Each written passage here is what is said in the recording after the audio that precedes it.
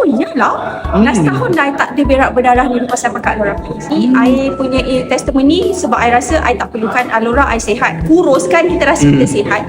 So bila I pakai, actually dia trigger macam-macam benda. So I sebelum ni tak boleh kentut.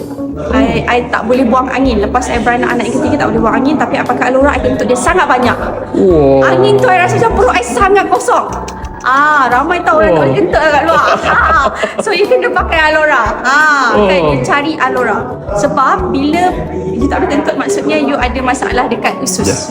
And then I tak boleh, bila I berak, dia berdarah. Bleeding. I didn't know yang benda tu isu yang serius sampai I masuk BE. I belajar kan, kita dapat knowledge everything kan. Yang usus, masalah usus tu semua. Dalam setahun masa I interview orang lain, dia testimoni, dia kata berak berdarah sebelum dah tak ada, baru I realise